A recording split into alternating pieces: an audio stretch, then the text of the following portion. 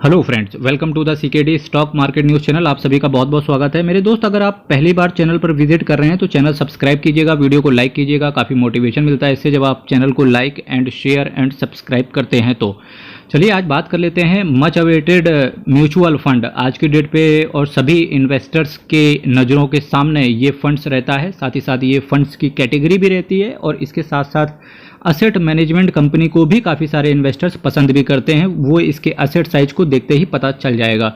अगर मैं इस म्यूचुअल फंड के एनएवी की बात करूंगा तो 133 रुपये का एनएवी चल रहा है। मैक्सिमम रिटर्न की बात करेंगे तो 20% के आसपास का CAGR है। 5 साल में बात करेंगे 17% के आसपास का CAGR है। 3 साल में बात करेंगे 36% का CAGR है। 1 साल में बात करेंगे अगर हम तो 34% का CAGR है।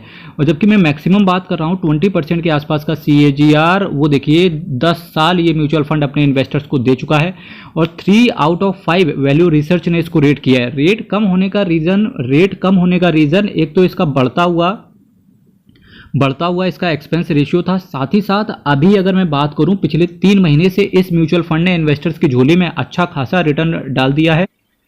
वहीं अगर मैं इस फंड के फंड मैनेजर की बात करूं तो चिराग सेतलवाल साहब आपके पैसे को मैनेज करके चल रहे हैं। बढ़िया क्वालिफिकेशन है इनकी।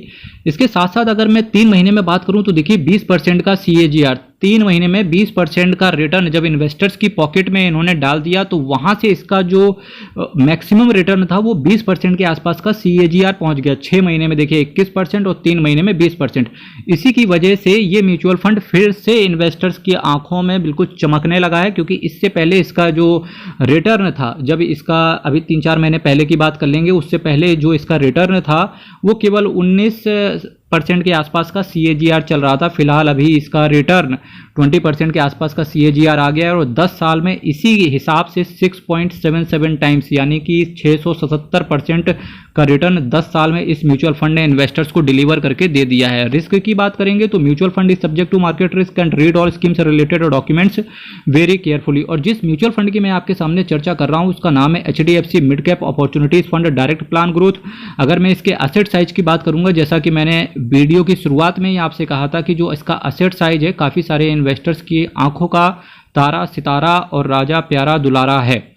42,731 करोड़ का असेट साइज ये बताता है कि भाई साहब इन्वेस्टर्स का ट्रस्ट तो इसकी असेट मैनेजमेंट कंपनी यानी कि HDFC असेट मैनेजमेंट कंपनी का नाम सुनते ही जाग जाता है। तो इन्वेस्टर्स का आना तो स्वाभाविक था, जिस तरीके से SBI का नाम सुनते ही इन्वेस्टर्स आना स्वाभाविक रहता है।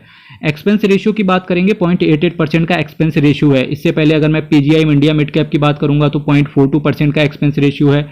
इससे पहले अगर मैं बात करूं आपके सामने, वहीं अगर मैं बात करूं आपके सामने मिराई एसेट मिड कैप की तो 0.62% के आसपास का एक्सपेंस रेशियो था। अगर मैं एक्सपेंस रेशियो के हिसाब से बात करूंगा तो HDFC मिड कैप आपसे काफ़ी ज़्यादा एक्सपेंस रेशियो चार्ज करता है, पर फिर भी जो इसको अट्रैक्ट बना रही है वो इसका रिटर्न अट्रैक्ट वापस से बना रहा है, क्योंकि 20% के आसपास का CAGR इस म्यूचुअल फंड ने इन्वेस्टर्स को मिड कैप कैटेगरी में रिटर्न डिलीवर करके दिया है। तो मेरे दोस्त 42,731 करोड़ का असेट साइज जिन भी इन्वेस्टर्स का पड़ा हुआ है तो डेफिनेटली उन्हें टेंशन लेने की फिलहाल कोई ज़रूरत है नहीं, क्योंकि भाई साहब रिटर्न तो अच्छा दे रहा है। साथ ही साथ एक्सपेंस रेशियो भी जस्टिफाई करता है जब तक ये 1% से नीचे का रखे हुए हैं तब तक। और वो केवल मैं बात कर रहा हूँ HDFC के मिड कैप की, अदर की मैं चर्चा नहीं कर रहा हूँ, क्योंकि अदर आपके पास अगर HDFC का लार्ज कैप है या HDFC का लार्ज इन मिड कैप का है या HDFC का आपके पास टैक्स सेवर है तो उसके लिए आप कमेंट बॉक्स कीजिएगा, आप कमेंट कीजिएगा। अगर आप ओन करके चल रहे हैं तो उसके बारे में मैं बताने की चेष्टा करूँगा, अपना पॉइंट ऑफ व्यू रखने की कोशिश करूँगा। कैश होल्ड की बात करेंगे 7.46% का ये कैश होल्ड करके चल रहे हैं। बेंचमार्क की बात करेंगे Nifty mid cap 150 total return index को इन्होंने बेंचमार्क के तौर पर लिया है। प्लान की बात करेंगे ग्रोथ है। 1 साल के अंदर निकलने की चेष्टा करोगे तो आपसे 1% का ये एग्जिट लोड ले लेंगे। वहीं अगर मैं अब बात करने की चेष्टा करूं आपके सामने कि किन किन सेक्टर्स में आपका पैसा पड़ा हुआ है तो देखिए सबसे ज़्यादा जो इन्होंने टारगेट किया है वो फाइनेंशियल को टारगेट किया है। मिराई एसेट ने भी सबसे ज़्यादा फाइनेंस को ही टारगेट किया है। फाइनेंशियल सेक्टर काफ़ी अट्रैक्टिव भी नज़र आ रहा है लोगों की नज़र में और देखिए 22.30% का ये स्टेक दिखाता है भी है कि भाई साहब फाइनेंशियल के अंदर इनका काफ़ी ज़्यादा पैसा पड़ा हुआ है। सपोज दैट अगर आपकी 1000 रुपये की SIP चल रही है तो 1000 इंटू 22.5% कर लेना, यानी कि 22.30% कर लेना, उतना फाइनेंशियल में रहेगा। 16.54% कर लेना, उतना कैपिटल गुड्स में जाएगा, फॉलोड बाई हेल्थ केयर, कुछ कैश होल्ड करके चल रहे हैं जिसकी बात मैंने ऊपर कर ली। Services, automobile, chemical, technology, metals and mining, material, communication, consumer discretionary, consumer staples, energy, construction, textile जैसी कुछ दिग्गज सेक्टर्स में आपका पैसा जाएगा। इसके साथ साथ कुछ अदर्स में अब मैं बात करने जा रहा हूँ किन किन शेयर्स में पैसा लगा हुआ है। जो ऊपर बात करी है वो सेक्टर हुआ, उस सेक्टर के अंदर किन किन शेयर्स में पैसा लगा हुआ है। अदर्स की बात करेंगे 7.46%, यानी कि ये कैश होल्ड करके चल रहे हैं जिसकी बात मैं ऊपर 2 बार कर चुका हूँ। Indian hotels company limited, Cholamandalam investment, max health care, Tata communication, Apollo tyres, Bharat electronics, Sundaram fasteners, Hindustan aeronautics, Balkrishna industries, Shriram finance, AIA engineering, SKF India, max financial, NIIT technology, persistent systems, Indian bank, Ipca laboratories, Jindal steel, Crompton Greaves, federal bank, supreme industries, Hindustan petroleum corporation limited, Mahindra and Mahindra financial services, REC limited, power finance, Redington limited, Inox fluorochemicals, Cummins India भी बेहतरीन share है, थोड़ा slow चलता है पर बेहतरीन है।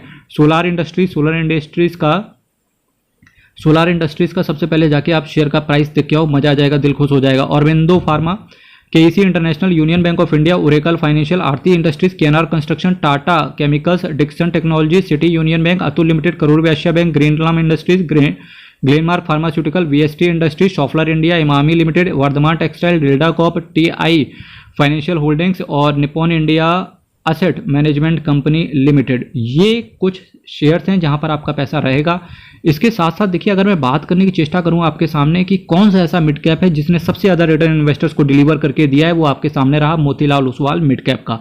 इसके बाद अगर मैं स्टेप लैडर मेथड के थ्रू बात करूं, स्टेप लैडर मेथड जिसकी मैं बात कर रहा हूं, एक्चुअली जो कॉस्ट अकाउंटिंग होती है, कॉस्ट अकाउंटिंग के अंदर एक चैप्टर आता है, उसमें होता है स्टेप लैडर मेथड। उसका मतलब होता है कि स्टेप लैडर मतलब सीढ़ियों की तरह अगर मैं बात करूं तो ऊपर से मैं बात कर रहा हूं।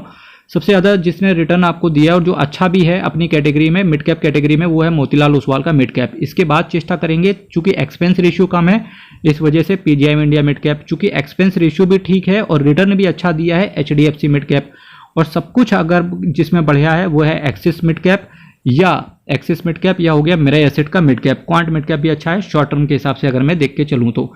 मेरे दोस्त देखिए, अगर आपके पास क्वांट है, मोतीलाल ओसवाल है, मिराई एसेट है, एक्सिस है, तो इनमें आपको डरने की ज़रूरत है नहीं, क्योंकि ये सारे म्यूचुअल फंड्स में थोड़ा सा बैकड्रॉप है, कहीं थोड़ा सा अच्छा है, कोई रिटर्न ज़्यादा दे रहा तो कोई एक्सपेंस रेशियो कम ले रहा, पर ऑल इन ऑल एक चीज़ सब में कॉमन है कि वहाँ पर इन सभी म्यूचुअल फंड्स ने 18% से ऊपर का CAGR मेंटेन करके रखा हुआ है, और जब तक ऐसा चल रहा है तब तक म्यूचुअल फंड में कोई भी खराबी नज़र नहीं आती है।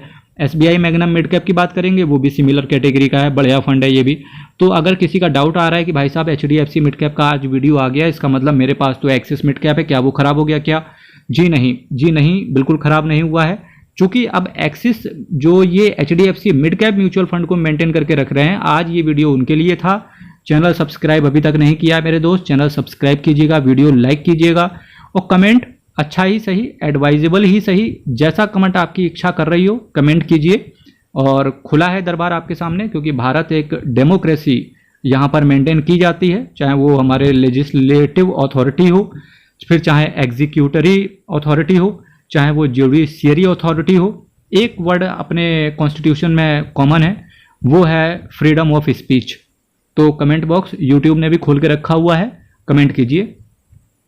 HDFC mutual fund asset management company की बात करूंगा तो 5,08,82 करोड़ का इसका असेट अंडर मैनेजमेंट ये दिखाता है कि भाई साहब कंपनी के अंदर, असेट मैनेजमेंट कंपनी के अंदर तो ट्रस्ट इन्वेस्टर्स का बना हुआ है। और ये आप ऊपर देख रहे होंगे मिड कैप कैटेगरी का असेट साइज 42,000 करोड़ के आसपास ये दिखा भी रहा है।